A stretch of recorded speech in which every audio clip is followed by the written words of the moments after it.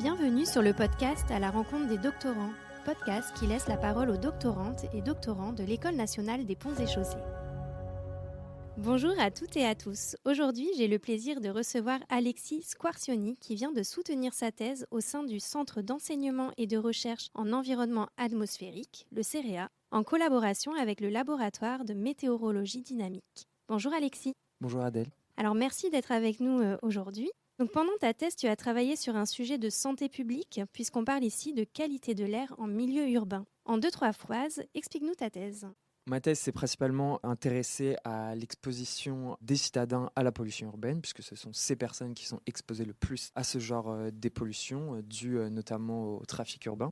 Et l'objectif principal de cette thèse a été d'améliorer les modélisations des concentrations de polluants à l'échelle locale, donc proche des citadins, et à l'échelle régionale. Empiriquement, ces deux modélisations, à l'échelle régionale et locale, sont séparées. On modélise ces deux échelles de manière séparée. L'objectif était de rassembler ces deux échelles, c'est-à-dire de créer un nouveau modèle, c'est-à-dire un couplage dynamique qui permette de créer un nouvel outil pour estimer cette concentration à chacune des échelles, à la fois à l'échelle locale et à l'échelle régionale, pour obtenir simplement de meilleures modélisations. C'est passé par une amélioration des modèles existants, une amélioration dans mon cas des modélisations météo. Donc ma thèse a aussi été très numérique, mais développer un nouveau modèle dynamique permettant de modéliser cette pollution à chacune des échelles. Et est-ce que tu t'es concentré sur une ville particulière ? En effet, on s'est concentré particulièrement sur la ville de Paris. C'est simplement parce qu'on avait un nombre important de données, notamment les émissions trafic, qui sont essentielles dans nos modélisations. Et on a développé ces modélisations grâce à ces données-là, et ensuite construit un réseau grâce encore aux données de la ville de Paris. Et on a donc développé ces modélisations à l'échelle de Paris, ainsi que sa proche banlieue. Alors on va faire une petite pause sur ta thèse et un petit retour en arrière. Qu'est-ce qui t'a poussé à travailler sur ce sujet ? Quel a été ton parcours professionnel ? Donc moi, mon parcours, c'est 13 ans d'ingénierie mathématique à la faculté de Sorbonne Université. J'ai fait beaucoup d'informatique et de mathématiques, que j'ai ensuite terminé par un stage au CEA dans le nucléaire pour développer des méthodes mathématiques. Et j'ai voulu un peu m'ouvrir à d'autres domaines, parce que je viens d'un monde très mathématique, informatique et mécanique. Et c'est vrai que ce sujet était très important pour moi, que je trouvais très intéressant, puisqu'il recoupe énormément d'univers. Donc là, on parle de chimie atmosphérique, de dispersion atmosphérique, de météorologie, de mécanique des fluides. Et donc ça a été extrêmement enrichissant pour moi, parce que c'est vraiment des domaines que je ne connaissais pas ou très peu. Et donc j'ai beaucoup appris. Le deuxième point principal, c'est le défi de développement numérique. Donc ça, c'est des choses que je connaissais un peu plus pendant mon apprentissage. Donc voilà, ça a été vraiment la réunion de défis numériques, développement informatique, ce genre de choses, et l'ouverture à un ensemble de domaines que je ne connaissais pas et donc, dont j'ai pu découvrir la richesse et notamment les liens entre ces domaines. Et avec des applications très concrètes en plus de santé publique. Tout à fait, ça a été une application directe qui vont servir à la ville de Paris, à la protection de la santé des citoyens de la ville de Paris et dans le futur pour d'autres villes en effet. Alors tes travaux ils s'inscrivent dans la continuité d'une autre ex-doctorante de Lia Lugon. Donc d'ailleurs, on avait reçu lors de l'épisode 8 de ce podcast. Dans quelle mesure ces travaux sur la qualité de l'air ont-ils contribué à faire progresser la recherche sur ce sujet ? Donc l'IA a développé déjà des méthodes multi-échelles qu'on a ici pendant ma thèse améliorées. Tout d'abord, on a amélioré les échanges de polluants dans cette thèse en prenant en compte la dimension des rues, la hauteur des rues, donc ce qui est essentiel dans ce genre de modélisation. De quels polluants exactement on parle ? Donc là, on parle de particules, particules fines ou particules grossières, ainsi que les gaz, donc le dioxyde de carbone notamment, qui sont particulièrement dangereux pour les citoyens. Moi, je me suis vraiment concentré sur ces polluants-là qui sont parmi les plus dangereux. On s'est également concentré sur les particules ultra fines que maintenant on peut modéliser grâce aux travaux de l'IA. L'IA a particulièrement travaillé sur la chimie et donc avec les nouveaux modules de chimie qu'elle a pu mettre en place, on est capable maintenant de modéliser les particules ultra fines. Et en combinant tous ces travaux de chimie qu'elle a entrepris avec les modélisations qu'on a fait multi-échelle, on peut modéliser les particules ultra fines à l'échelle locale et à l'échelle régionale en même temps. C'est particulièrement intéressant parce que les particules ultra fines ne sont pas encore renseignés par l'OMS. Ils ne sont pas encore limités. Je pense qu'ils y seront dans quelques années parce que c'est dur, c'est vraiment un sujet compliqué. Et donc, les particules ultra fines seront dans quelques années très intéressantes à être modélisées. Dans cette approche multi-échelle, on a amélioré cette modélisation par rapport à la taille des rues, la largeur des rues, ce genre de choses. Moi, je me suis intéressé à améliorer ces modélisations par rapport à la météo. En effet, dans les premières simulations, on avait une description du tissu urbain très homogène. Sauf qu'on sait que nos villes sont beaucoup plus complexes que ça. On a des quartiers résidentiels, on a des usines, on a des autoroutes, il y a des forêts aussi qui font prendre en côte.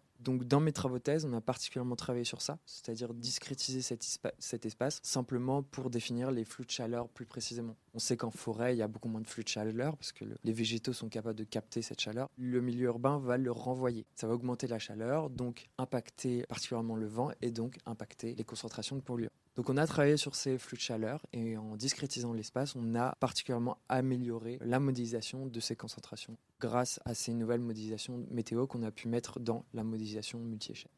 Donc du coup, tu parles de multi-échelle et de région parce qu'en fait, tout simplement, la pollution ne s'arrête pas à la frontière ici de Paris. Donc ça te permet aussi de pouvoir calculer la pollution qui va être émise par d'autres industries ou d'autres... Exactement. Oui, exactement. Ça, c'est extrêmement intéressant parce que, comme je l'ai dit au début, depuis des dizaines d'années, on sépare ces deux modélisations, locale et régionale. Mais on sait très bien qu'on a de nombreuses usines tout autour de la ville. Il y a aussi des tempêtes désertiques qui peuvent arriver sur la ville, tout ce genre de choses. Donc ça a été en effet un point intéressant à mentionner, c'est qu'en rassemblant ces deux échelles-là, on va pouvoir directement prendre en compte tous ces événements qui sont extérieurs à la ville et donc pouvoir mieux les prendre en compte à l'intérieur de la ville. Et donc ça, c'est un point très intéressant que va nous permettre l'approche multi-échelle, en effet.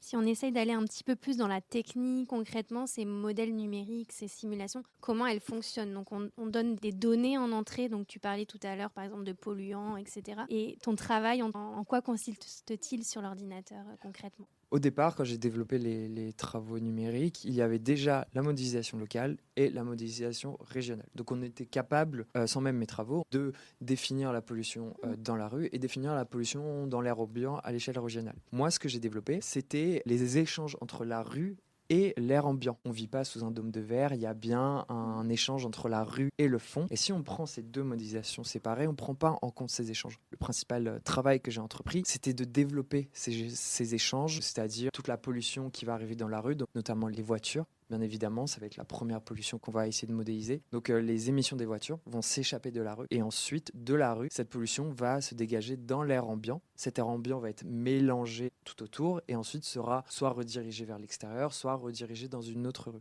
Moi, ça a été de développer ces échanges-là qui prennent en compte les flux de chaleur dont j'ai parlé tout à l'heure, un ensemble de variables météo, le vent, la pluie, ce genre de choses. Et on va développer ces échanges aussi en fonction de la hauteur de rue et de la largeur de rue. Plus la rue est étroite, plus la pollution va rester dans la rue. Moins on va avoir d'échanges entre l'air dans la rue et l'air ambiant au-dessus.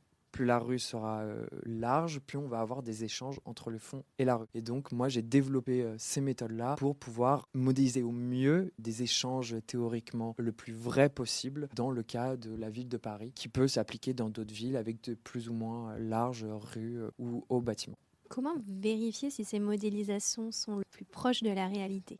Donc on est en partenariat avec Air Paris, qui est l'agence de surveillance de la qualité de l'air d'Île-de-France, et donc ils nous fournissent des données d'observation. Ces données d'observation sont divisées en deux catégories, les observations à l'échelle locale et les observations à l'échelle régionale. Donc on va pouvoir vérifier ces modélisations-là et savoir si nos modélisations se collent le plus proche de la réalité, ce que nous donnent les stations dont on a l'acquisition dans nos données. Et donc, tes travaux de recherche offrent des solutions prometteuses pour améliorer la qualité de l'air dans nos villes. Tu en parlais un petit peu tout à l'heure. Quelles sont les applications pratiques qui pourraient émerger suite à ce projet de thèse? Donc, en effet, les agences de surveillance de la qualité de l'air comme Air Paris ou autres, et j'en suis pratiquement sûr, ils ont plusieurs outils. Des outils pour modéliser ces concentrations à l'échelle régionale et locale. Mais encore une fois, je l'ai déjà dit, de manière répétée avec différents outils. L'objectif de cette thèse, c'était de leur fournir un seul et même outil qui est capable de modéliser ces concentrations à la fois à l'échelle locale et régionale de manière simultanée. Donc ça permettrait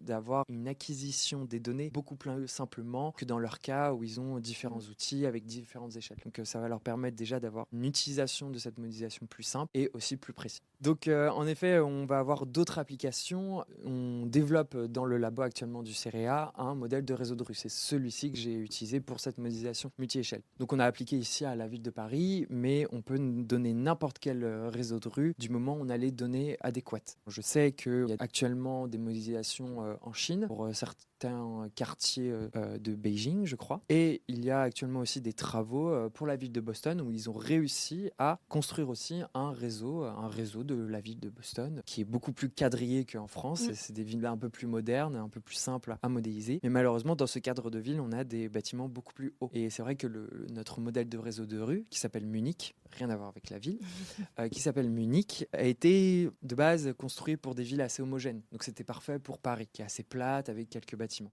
Je fais une petite parenthèse, mais on est curieux, du coup, ça veut dire quoi, Munich ? Munich, vous me posez une colle. Donc Munich, qui veut dire simplement Model of Urban Network of Intersecting Canyons and Highways. Donc, ça a été particulièrement développé pour des villes qui sont composées de nombreuses rues, particulièrement canyons, donc étroites, mais dans un cas où la ville serait très homogène, avec à peu près la même architecture pour des bâtiments entre 10 et 20 mètres, donc dans le cas de Paris, des échanges que nous, on connaît. Sauf que si on augmente de manière importante cette hauteur de bâtiment, comme des villes comme Boston, là, nos modélisations atteignent une certaine limite parce qu'on ne connaît pas quel transfert on a. Donc ça sera des thèmes à retravailler dans le futur pour d'autres villes. Et donc la finalité fait un peu une aide à la décision pour les politiques urbaines. En effet, c'est pouvoir leur donner le plus d'informations possible quant à la pollution à l'échelle locale. Parce que c'est ce qui nous intéresse le plus. Ce qui nous intéresse le plus, c'est de savoir à quel point le citadin est exposé à des niveaux de pollution. Donc cette approche multi-échelle qui est beaucoup plus proche de la réalité, qui prend mieux en compte les émissions des voitures, les émissions de trafic, on va pouvoir avoir une meilleure caractérisation des concentrations dans la rue et donc avoir une meilleure caractérisation de l'exposition des citadins face à cette pollution.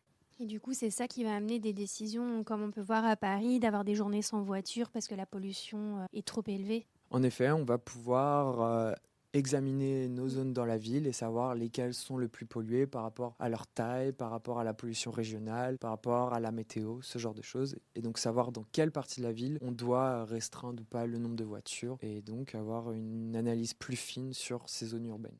Alors comme je l'ai mentionné au début de ce podcast, tu viens de terminer ta thèse. Quelles sont tes perspectives pour la suite ?